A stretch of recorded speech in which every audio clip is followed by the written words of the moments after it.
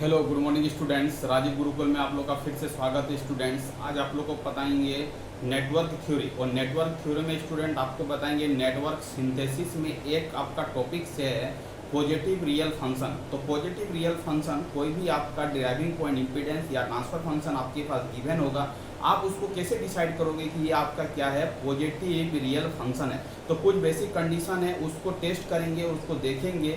यदि वो condition satisfied करेगा स्टूडेंट, तो वो आपका जो आपका ट्रांसफर फंक्शन है वो आपका क्या होगा, पॉजिटिव रियल फंक्शन होगा। तो चलिए स्टूडेंट हम स्टेप बाय स्टेप समझते हैं कि पॉजिटिव रियल फंक्शन का क्या क्या कंडीशन है। तो देखो स्टूडेंट, नेटवर्क थ्योरी में आपका पॉजिटिव रियल फंक्शन को आपको क्या करना, टेस्ट करना। The driving point impedance Z and driving point admittance function Y है। या तो आपका ट्रांसफर फंक्शन किस फॉर्म में दिया जाएगा स्टूडेंट, ड्राइविंग पॉइंट इम्पीडेंस के फॉर्मेट में दिया जाएगा, या तो ड्राइविंग पॉइंट एडमिटेंस के फॉर्मेट में दिया जाएगा। एडमिटेंस का मतलब वाईएस होता है, इम्पीडेंस का मतलब जेडएस होता है। Of one fourth network can be expressed as the ratio of the two polynomial. दो पोलिनोमियल के रेशियो के फॉर्म में आपका गिवन दिया जाएगा स्टूडेंट। अब देखो एक स्टैंडर्ड हम लोग एक इक्वेशन लेते हैं, जेडएस इज इक्वल टू, आपके पास गिवन है ZS is equal to YS. या तो जेडएस का ड्राइविंग पॉइंट इम्पीडेंस फंक्शन हो सकता है, या तो एडमिटेंस का ड्राइविंग पॉइंट एडमिटेंस फंक्शन हो सकता है। ये एडमिटेंस है, ये इम्पीडेंस है, किसी भी फॉर्मेट में रह सकता है। इम्पीडेंस भी यही फॉर्मेट में रहेगा, एडमिटेंस भी यही फॉर्मेट में रहेगा। PS by QS. पीएस जो आपका पोलिनोमियल होगा स्टूडेंट, a0 s के पावर n होगा, a1 s के पावर n माइनस 1 होगा, plus dot dot dot an minus 1 into S plus an होगा। ये आपका पीएस पोलिनोमियल है स्टूडेंट। और क्यूएस जो पोलिनोमियल होगा, b0 s के पावर n, b1 s के power m minus 1 plus dot dot dot bm minus 1 s plus bm। ये आपका क्या है, स्टैंडर्ड ड्राइविंग पॉइंट इम्पीडेंस और एडमिटेंस, इम्पीडेंस या एडमिटेंस सर्किट का आपका ट्रांसफर फंक्शन इस फॉर्मेट में आपका दिया जाएगा। अब देखो YS and ZS are real function because the coefficient of the polynomial ps and qs that is ak and bk are real। इसका मतलब समझने का कोशिश करो स्टूडेंट, ये आपका रियल पॉजिटिव फंक्शन होगा। जेडएस और वाईएस रियल पॉजिटिव फंक्शन इसीलिए होगा क्योंकि यहाँ पर जो यस का कोफिशिएंट है a0 a1 a के पावर n माइनस 1 और an, ये सब आपका क्या होगा स्टूडेंट, ये रियल फंक्शन होगा। b0 b1 bm minus 1 bm, ये आपका क्या होगा स्टूडेंट, ये भी आपका रियल फंक्शन होगा।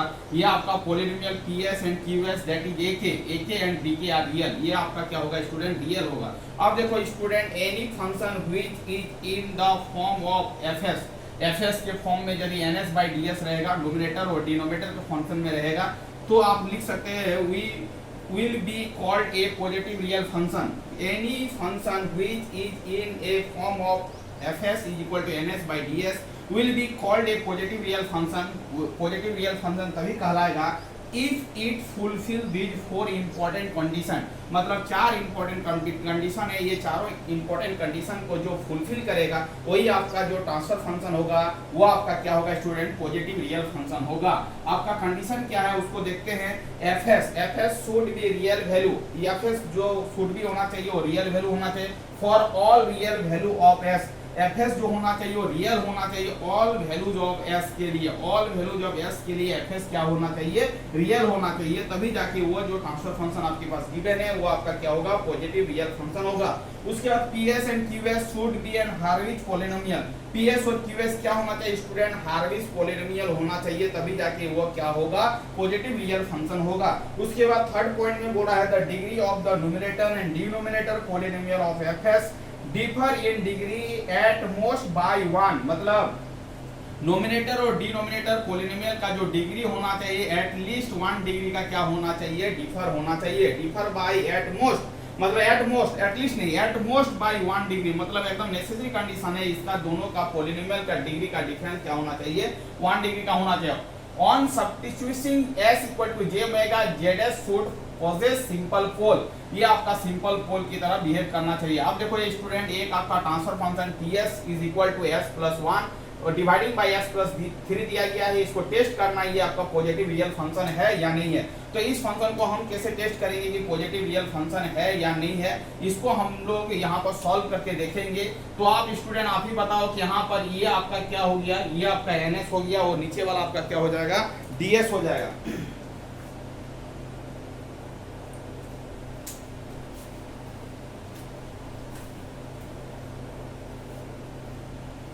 अब स्टूडेंट ये क्या होगा, T S is equal to S plus one और क्या है एस प्लस थ्री है।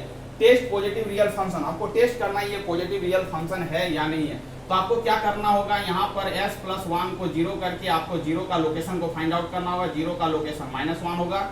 उसके बाद s प्लस थ्री को जीरो करके आपका पोल का लोकेशन को फाइंड आउट करना होता है। s इक्वल टू क्या होगा, माइनस थ्री होगा। ये आपका क्या हो गया स्टूडेंट, जीरो का लोकेशन हो गया। ये आपका क्या हो गया, पोल का लोकेशन हो गया। यहाँ तक आपको कोई दिक्कतदारी नहीं होना चाहिए। अब देखो ये पोल और जीरो जो है दोनों आपका क्या हो रहा है, left half of the S plane में लाइज करा। दोनों आपका क्या है, निगेटिव वैल्यू है। तो इसका मतलब है कि zero and pole lies on the left half of the S plane.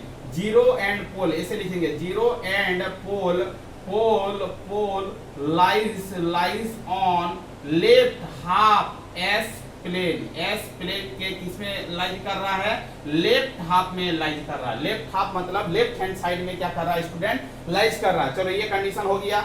अब देखो आइए आपका क्या है स्टूडेंट, इसको हम लोग मान लेंगे ns फंक्शन मान लेंगे और इसको क्या मान लेंगे, ds फंक्शन मान लेंगे।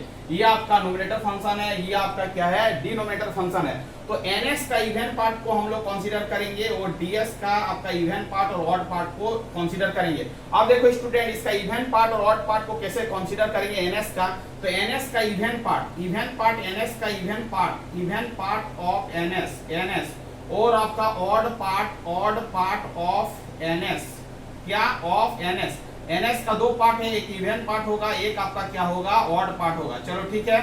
अब देखो इवन पार्ट किसको बोलेंगे student, even part of ns। देखो ये आपका s के पावर 1 है और यहाँ पर कुछ नहीं है तो s के पावर 0 है। ये आपका s के पावर 0 है, यहाँ पर 1 है, ये आपका क्या है, s के पावर 0 है।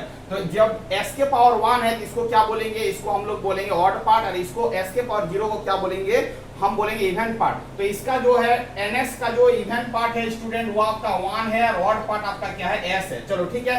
ds का आपका इवन पार्ट क्या है, इवन पार्ट ds का क्या है, इवन पार्ट ऑफ ds का जो इवन पार्ट है स्टूडेंट वो आपका क्या है, तो वो आपका है 3 और आपका odd part of ds is equal to क्या हो जाएगा आपका, बोलो ऑड पार्ट जो हो जाएगा स्टूडेंट वो आपका हो जाएगा s। इसका मतलब है ns का इवन पार्ट को निकाल लिया, ns का आपका ऑड पार्ट को निकाल लिया, ds का इवन पार्ट को निकाल लिया। ds का इवन पार्ट 3 होगा, ऑड पार्ट क्या होगा, s होगा। चलो स्टूडेंट अब देखते हैं। अब यहाँ पर देखो इसको हम लोग कंसीडर करेंगे, इवन पार्ट को कंसीडर करेंगे m1 कंसीडर करेंगे और ऑड पार्ट को कंसीडर करेंगे n1 और इवन पार्ट को इसका कंसीडर करेंगे m2 और ऑड पार्ट को कंसीडर करेंगे स्टूडेंट n2।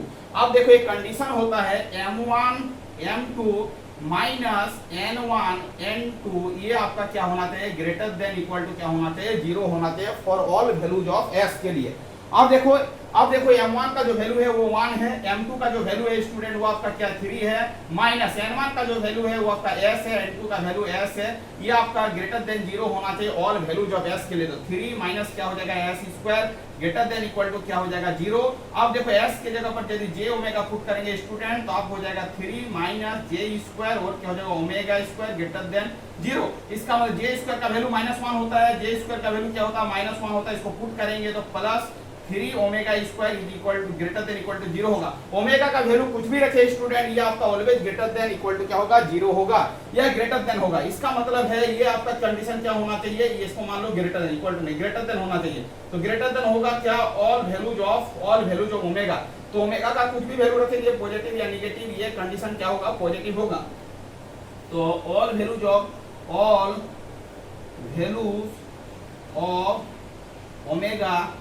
ओमेगा ये क्या होगा आपका m1 m2 minus n1 n2 greater than क्या होगा स्टूडेंट, 0 होगा। जब ये कंडीशन सेटिस्फाइड कर जाएगा तो आपको बोल देना है कि ये जो आपका फंक्शन जो दिया गया है ts is equal to ts जो फंक्शन आपके पास गिवन था s plus 1 dividing by s plus 3, तो हम लोग बोल सकते हैं ये जो फंक्शन होगा वो आपका क्या होगा, पॉजिटिव रियल फंक्शन होगा। ये आपका क्या होगा, पॉजिटिव रियल फंक्शन होगा। इस तरह करके स्टूडेंट हम क्या करेंगे, चेक करेंगे कोई भी आपके पास ट्रांसफर फंक्शन अवेलेबल रहेगा उसको कैसे आइडेंटिफाई करना है कि आपका पॉजिटिव रियल फंक्शन है। तो इस तरह करके हम लोग क्या देखेंगे, पॉजिटिव रियल फंक्शन को देखेंगे और चेक करेंगे। तो ये नेटवर्क थ्योरी का पॉजिटिव रियल फंक्शन चेक करने का तरीका स्टूडेंट, कोई भी आपका आपका एडमिटेंस और इम्पीडेंस के फॉर्मेट में कोई ट्रांसफर फंक्शन दिया जाएगा और ट्रांसफर फंक्शन देने के बाद आपको क्या करना है, इस कंडीशन को चेक करना है।